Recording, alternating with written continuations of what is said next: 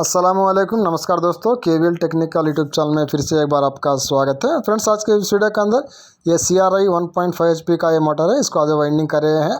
इसके बारे में कुछ ज़रूरी जानकारी है जो आपको देने वाले हैं इस वीडियो के ज़रिए से। तो हुआ है दोस्तों, जब ये मोटर पहला सीज़न के अंदर मेरे पास एक बार आया था वाइंडिंग के लिए, लेकिन उस टाइम टेबल फैन के अंदर ज़्यादा बिजी रहने के कारण इसे मैं नहीं कर पाया, तो एक दूसरे से वाइंडिंग करवाया।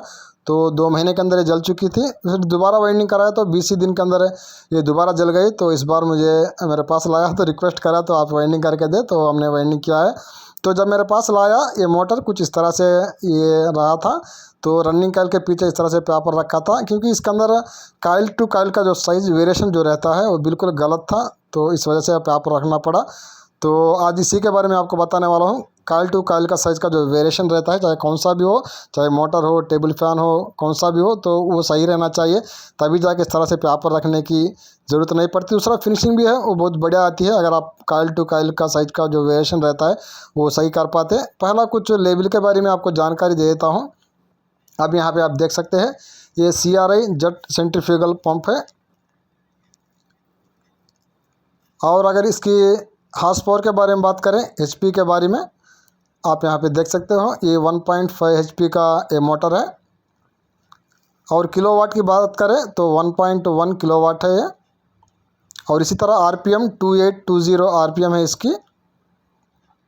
और आगे चलो इसके एम्प की बात करें तो एम्पियर इसका 9 एम्पियर है।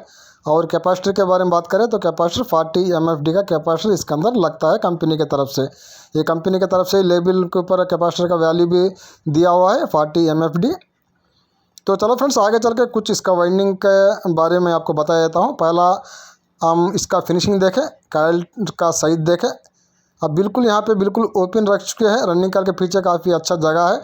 अब यहाँ पे पेपर रखने की कोई ज़रूरत नहीं पड़ती। यहाँ पे आप कवर डाल भी देते हो, वो रनिंग कॉइल से टच नहीं हो पाती, क्योंकि यहाँ पे हमने सही तरह का coil to coil size variation है वो रख चुके हैं। अब पीछे की तरफ देखें कितना बढ़िया फिनिशिंग है इसका निकल के आया है। और यहाँ पे जगह है काफ़ी अच्छा, यहाँ पे देखने को मिलता है। पीछे की तरफ भी आपको कवर नहीं रखना पड़ता। अब यहाँ पे रनिंग कॉइल देखें, जब हमारे पास आया था कितना गलत साइज है यहाँ पे निकला है। बिल्कुल रनिंग कॉइल के नीचे कोई जगह नहीं है। बिल्कुल यहाँ पे मैं मार्क भी करके आपको दिखा रहा हूँ, तो इसलिए आपको उनको पेपर रखना पड़ा। तो पहला इसका डेटा के बारे में कुछ आपको जानकारी देता हूँ। आगे चल के कॉइल टू कॉइल साइज़ का वेरिएशन की मैं आपको बता देता हूँ। पहला हम स्लॉट के बारे में बात कर लेते हैं। इसके अंदर स्लॉट्स है 24 स्लॉट्स रहेंगे। 24 का स्लॉट का ये मोटर है। और इसके आगे दोस्तों इसकी कोर की लेंथ के बारे में अगर बात कर ले, कोर की लेंथ है ये 13.5 सेंटीमीटर के 13.5 सेंटीमीटर कोर का लेंथ है। इसी तरह इसकी ID के बारे में बात कर ले तो ID 5.9 सेंटीमीटर की है। आप 6 सेंटीमीटर से आप मान सकते हो ये कोर की मेज़रमेंट है, क्योंकि इसका जो अंदर का जो ID रहती है अब यहाँ बहुत कम रहता है।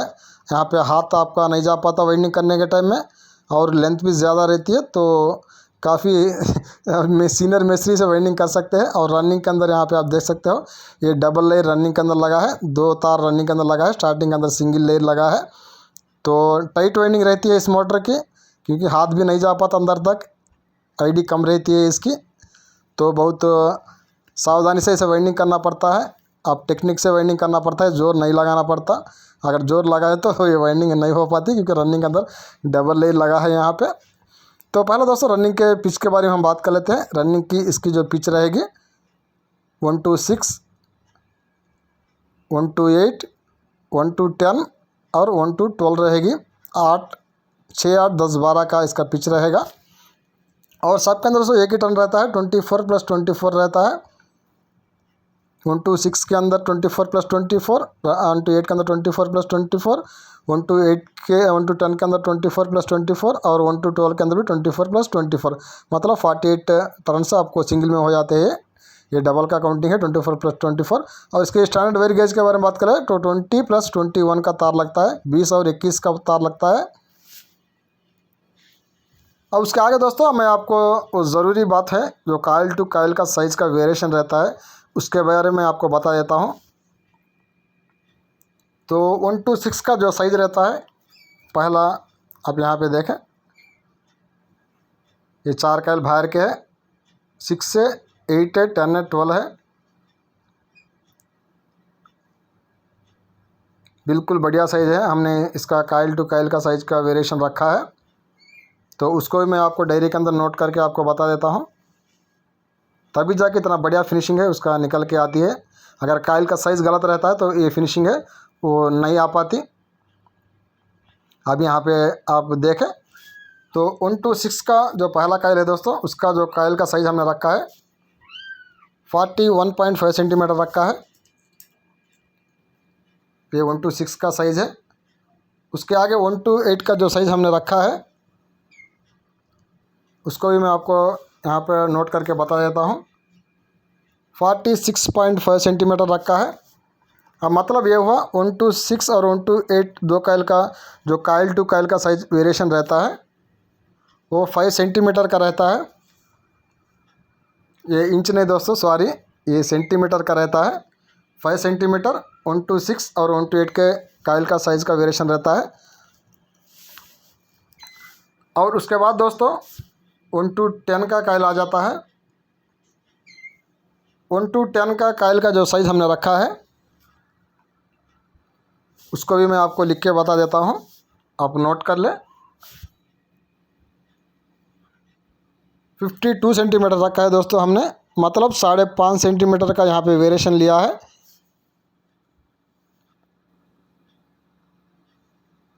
एट और 10 काइल के बीच में 5.5 सेंटीमीटर का वेरिएशन लिया है।